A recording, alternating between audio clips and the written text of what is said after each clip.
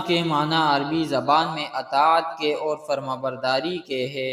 اس دین کا نام اسلام اس لیے رکھا گیا ہے کہ یہ اللہ کی اطاعت اور فرمانبرداری ہے۔ دوسرے مذاہب کی طرح اسلام صرف پوجا پاٹ اور اخلاقی تعلیمات کا مذہب نہیں۔ اسلام کے لیے قرآن میں دین کی اصطلاح استعمال کی گئی ہے جس کا مطلب مکمل طریقہ زندگی ہے، یعنی ایسا طریقہ جو زندگی کے صرف ایک پہلو سے متعلق نہ ہو بلکہ پوری زندگی ہو، وہ زندگی کی روح اور اس کو حرکت دینے والی قوت ہو۔ چنانچہ اسلام ایک مکمل ضابطہ حیات ہے۔ سیاست، معاشرت اور معیشت، عرض انسان زندگی کا ہر پہلو اسلامی احکام کے تابع ہے۔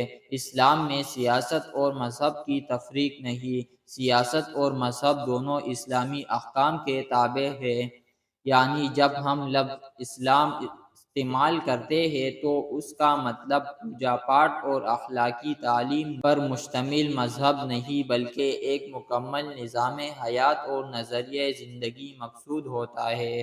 ان حضرت صلی اللہ علیہ وسلم نے اس کی وضاحت ان الفاظ میں کی ہے: اسلام اور حکومت دونوں جڑواں بھائی ہیں، دونوں میں سے کوئی ایک دوسرے کے بغیر درست نہیں ہو سکتا۔ پس اسلام کی مثال ایک عمارت کی ہے اور حکومت گویا اس کی نگہبان ہے۔ جس عمارت کی بنیاد نہ ہو وہ گر جاتی ہے اور جس کی نگہبان نہ ہو وہ لوٹ لیا جاتا ہے۔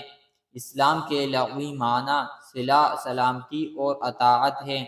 اللہ تعالیٰ اپنے بندوں کی ہدایت اور رہنمائی کے لیے انبیاء کرام کے ذریعے جو پیغامات اور احکامات ارسال کرتا رہا ان پر ایمان لانا اور ان کی پیروی کرنا اسلام کہلاتا ہے۔ حضرت آدم علیہ السلام سے شروع ہونے والا انبیاء کا سلسلہ حضرت محمد مصطفیٰ صلی اللہ علیہ وسلم پر آن ختم ہوا۔ دین اسلام دو اجزاء عقائد اور شریعت پر مبنی ہے۔ اسلام کے 5 بنیادی عقائد ایمان درج ذیل ہے۔ اسلام کا پہلا بنیادی عقیدہ ایمان باللہ توحید۔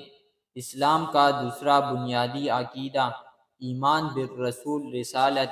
اسلام کا تیسرا بنیادی عقیدہ ایمان بالآخرت۔ اسلام کا چوتھا بنیادی عقیدہ ایمان بالملائکہ۔ اسلام کا پانچواں بنیادی عقیدہ ایمان بالکتب، الہامی کتابوں پر ایمان لانا۔